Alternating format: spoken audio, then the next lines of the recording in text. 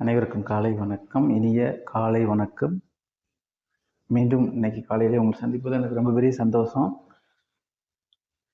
பொதுவாக சில விஷயங்கள் நம்ம யோசிக்கும்போது நம்ம மைண்டில் ரிலேட் ஆகிட்டே இருக்கும். நம்ம கஷ்டப்படும் போது ஒரு குடிமகனாக பிறந்து இங்கே எல்லா டேக்ஸும் கட்டுறோம், எல்லா விஷயங்களுமே செய்கிறோம்.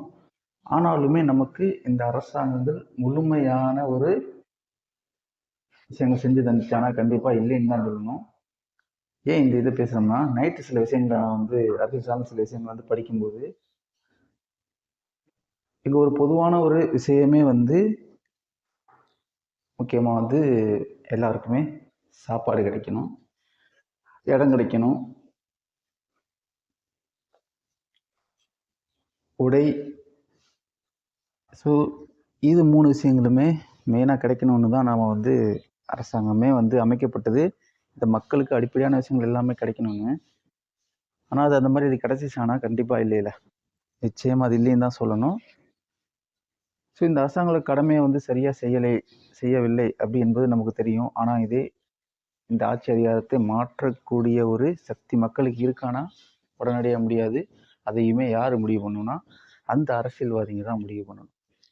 அவங்க முடிவு பண்ணுவாங்களா? கண்டிப்பாக முடிவு பண்ண மாட்டாங்க. இங்கு டெய்லி பார்த்தீங்கன்னா பொருளோட ரேட்டு கூடிக்கிட்டே இருக்கு, பசியில் படுக்கக்கூடிய மக்களோட எண்ணிக்கை கூடிக்கிட்டு இருக்கு, கல்விக்கான எந்த விதமான விஷயங்களுமே அதிகமாக கிடைக்கல, கிடைச்ச விஷயங்களுமே கிடைக்கலன்றது நம்ம போன வீடியோவில் பேசியிருப்போம். மக்களுக்கு இவ்வளோ பிரச்சனை வரும்போது தேவையான சட்டங்களை இந்த அரசாங்கங்கள் இயற்றுகிறதா என்றால் நிச்சயமாக இல்லை. நிதியும் இல்லை, சரியான ஒரு அரசாங்க நிதியை ஒதுக்குவதும் இல்லை, செய்வதும் இல்லை. ஆனால் அரசியல்வாதிகளுக்கென்று இதுவரைக்கும் எத்தனை சட்டங்கள் இயற்றப்பட்டிருக்கு, அவர்களோட ஒழுக்கத்திற்காக, அவர்களின் செயல்பாட்டிற்காக, அரசியல்வாதிகளை கட்டுப்படுத்துவதற்காக வருடங்களுக்கு எத்தனை சட்டங்கள் இங்கு சரியாக திட்டமிட்டு கொண்டு வரப்படுகிறது என்றால் நிச்சயமாக இல்லை. அது நாம் அனைவருமே ஒரு அறிந்த விஷயம்தான். அப்படி பார்க்கும் பொழுது ஏன் அவர்கள் செய்ய மறுக்கிறார்கள் அரசியல்வாதிகள்? அவங்களுக்கு ஒரு அடிப்படையான ஒரு தகுதி, என்ன தகுதி இருக்குன்னு கேட்டால் ஒன்றும் இல்லை. சம்பளத்தை கேளுங்க, அதிகம். சர்வீஸ்ன்ற ஒரு கேட்டகரியில் வந்துருச்சு. சில நாளுக்கு முன்னாடி இந்த விஷயங்கள் பேசப்படுது. அவங்க சர்வீஸ் தானே செய்கிறாங்க, அதுக்கு எதுக்கு இந்த அளவுக்கு சம்பளம்?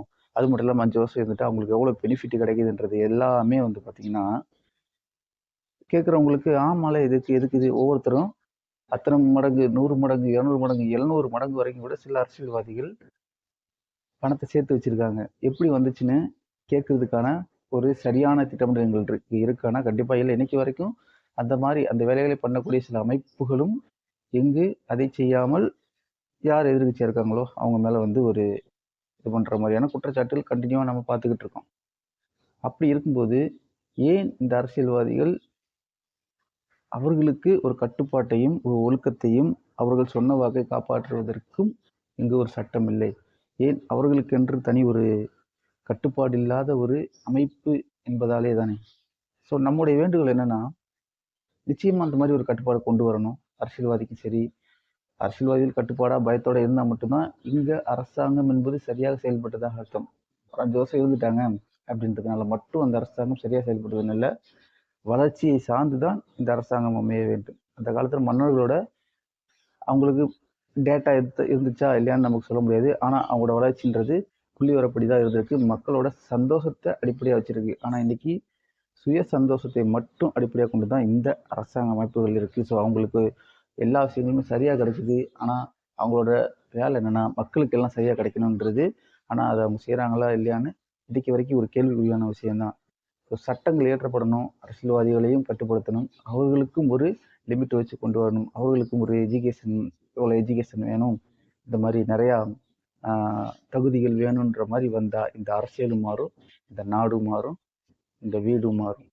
நன்றி.